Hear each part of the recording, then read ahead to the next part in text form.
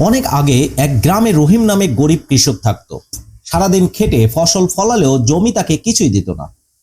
সেই রাতে দুঃখে ভেঙে পড়েছিল রহিম। হতাশ হয়ে, আহ, এত খেটে কাজ করেও ফসল হয় না কেন? খড়ের আড়াল থেকে ভূত ভেসে বের হচ্ছে, কুয়াশায় ছড়িয়ে পড়ছে। হু হু ধরনের বাতাসের শব্দ। গভীর কণ্ঠে, কে কে আমার জায়গায় বসে আছে? রহিম ভয়ে কাঁপতে কাঁপতে, কে কে তুমি? আমাকে খেতে আসনি তো? ভূত হেসে বলল, না রে বোকা, আমি তোদের খাই না, আমি এই মাঠের পুরনো রক্ষক।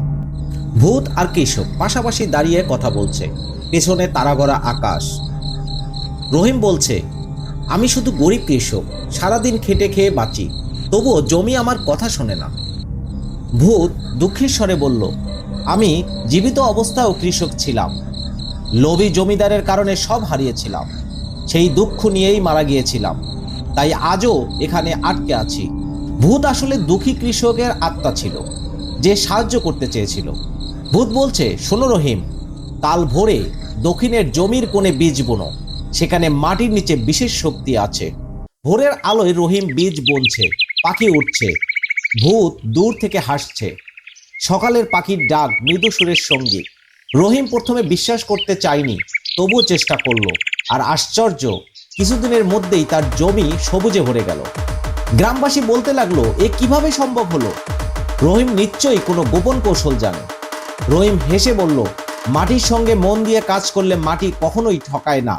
গ্রামবাসী মসজিদের সামনে দোয়া করছে, কিন্তু রহিম বুঝলো ভূত চিরকাল আটকে থাকবে না। তাই সে গ্রামবাসীদের নিয়ে ভূতের আত্মার শান্তির জন্য দোয়া করলো। ভূত ধীরে ধীরে আকাশে মিলিয়ে যাচ্ছে, চাঁদের আলোয় ঝিলমিল করছে, এবং ভূত বলছে কোমল কণ্ঠে, ধন্যবাদ রহিম, তুমি শুধু মাটিকে নয়, আমাকেও মুক্ত করলে। রহিম চোখ ভিজে গেলেও হাসছে, তুমি শান্তিতে থাকো ভাই। এই গল্প থেকে আমরা বুঝলাম, ভয়কে জয় করলে আর অন্যের দুঃখ বুঝলে অসম্ভবও সম্ভব হয়ে যায়।